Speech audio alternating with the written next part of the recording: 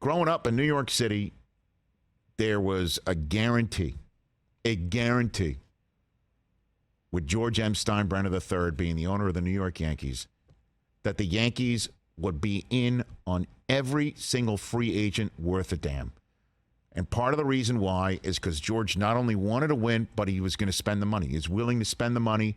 And there were other owners like Charlie Finley of the A's and other owners in baseball that just weren't going to do it. They didn't have it or wouldn't spend it. And the Yankees were going to have an advantage, a competitive advantage, and then the Yankees create their own network, the Yes Network, and have that advantage, the advantage of their new stadium eventually, but the old Yankee Stadium, and they had the advantage. They had the competitive advantage and absolutely had the advantage over the Mets in town. Mm-hmm. 1,000,000%. That, yeah, maybe the Red Sox or the Dodgers or somebody else in baseball might one day or in the present day combat the Yankees on free agency and the desire to spend and the willingness to spend front. Never the Mets. Never, ever the Mets. The Wilpon family, we all know what happened with the Madoffs and all that business. Never. And then Steve Cohen strolls into town. And this moment in time, what we're seeing this year, puts an exclamation point on the phrase that there's a new sheriff in New York City. Fact. And the fact that it comes on the day where the Yankees announce officially Aaron Judge has signed his contract and is named the Yankee captain, and also Carlos Rodon is officially signed by the Yankees, that there's another team in Major League Baseball telling everybody else to hold their team salary and luxury tax beer. And that team is the New York Mets. I can't believe it. I can't either. It is a stunning turn of events.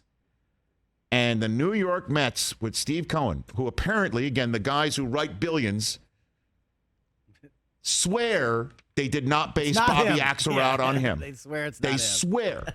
Except the fact that if Bobby Axelrod owned a Major League Baseball team, he would be acting just like this. Just like this. What's the name of the Mets GM? Who's in he's in like pink right now with no care in the world? Billy Epler. Oh, Epler. Billy Epler. Yeah. I was thinking you were talking about since I'm like, I watched that show. Billy Epler is he like the Wags of the operation? Like, go for it. You know? I'm freaking out. Because it is off the charts. Carlos Correa signs or comes to terms with the Giants. He takes a physical. Mm-hmm. Something shows up where the Giants are like, we got to talk. And apparently, from what I've read, and Jeff Passan wrote a great recounting of what he knows from ESPN, when the Giants are like, we got to talk, Scott Boras is like, all right, well, if you want to talk, I get to talk to other people too. And then, boom, whatever showed up on the Giants' physical, the Mets are like, we don't care. I don't know what it is. That's what it is, right? There is a Stephen it's like A. a Stephen A. Smith. That. We don't care. We don't care. That's whatever that. That's exactly how they responded, laughing. We don't care. We don't care. Come on over. 12 years, $315 million. Brock, when they asked Carlos about San Francisco, he's like, I'm not going to be there. I'm not going to be there. Like, yeah. I'm not going to be there. Just like magic. I'm tripping out, man. And you know, when tripping out. Just look at it. Correa, $315 million. They re-signed Brandon Nimmo, $162 million. Edwin Diaz, fire off the trumpets to the tune of $102 million. Justin Verlander, come on by and bring your wife and her middle fingers to show to Philadelphia Phillies fans. Justin Verlander, $86 million and change. Kodai Senga from Japan, who not a single Met fan's ever heard of. Well, I heard of him a few weeks ago. Great. $75 million. Jose Quintana, flip you $26 million, win us some games. Omar Narvaez, $15 million. Adam Ottavino, even he gets some. We kept him. I like that. Even we, please. Don't worry, he'll disappoint you at some point, like he's done Brockman and I. And then David Robertson, which is, by the way, might be the best signing of all, just $10 million. Total outlay in free agency, every number I just said. We'll do the math for you. $806.1 million. The payroll is $384 million. The payroll tax.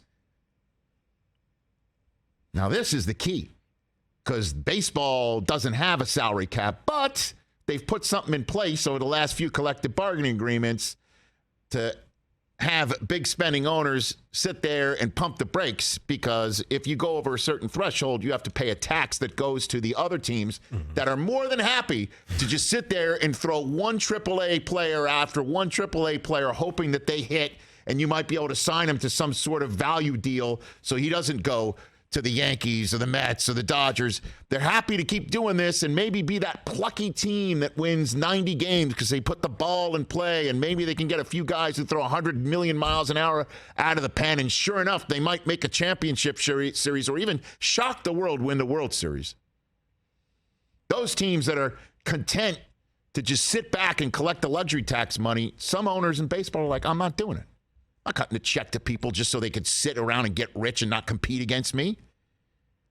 Stephen Cohen, in the same way that they looked at Carlos Correa's physical, we don't care. We don't care. $111 million is his tax bill.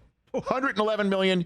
The average salary going into today in Major League Baseball of a Major League Baseball team, the average salary of an entire baseball team in Major League Baseball coming into today was $110 million. Stephen Cohen's tax bill is $1 million more than the average total salary of a Major League Baseball team right now. And that's probably not including Bobby Bonilla's check. Oh, yeah, we got to tack an extra $1 million on to that. He is changing the way baseball owners must operate. If you're sitting there thinking, I can't just flip another few $1 million to that guy for some long-term deal I'm going to regret in 10 years from now when he's 36, pushing 37, I can't do that because it makes our luxury tax bill how much?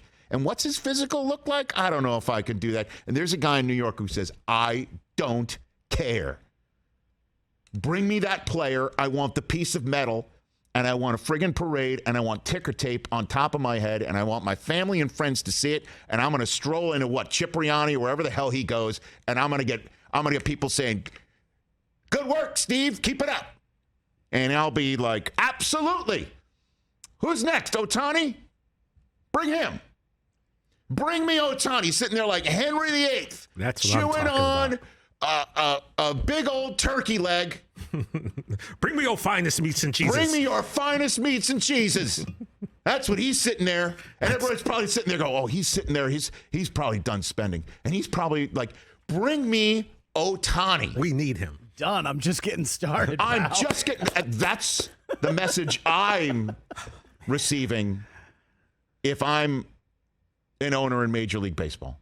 And they have to look themselves in the mirror and say, how much am I willing to spend? How far am I willing to go when my competitor is absolutely already there? Absolutely already there with the capacity to go further. And I don't know if I can. So maybe I should sell. Honestly. The Steinbrenners, with their Goldman Sachs and their business deals with Jerry Jones and naming stadiums and having the Yes Network and all of this business, there's now somebody in town who's making them look like cheapskates. That's where baseball's finally hit. And I don't know how's this going to land in owners' meetings. How's it going to land? I don't know. And guess who doesn't care? Steve Cohen. Man. That's the new phrase. They should raise a banner in Citi Field. We don't care. Amazing indeed. Catch the Rich Eisen Show every single day on the Roku channel, 12 to 3 Eastern, for free.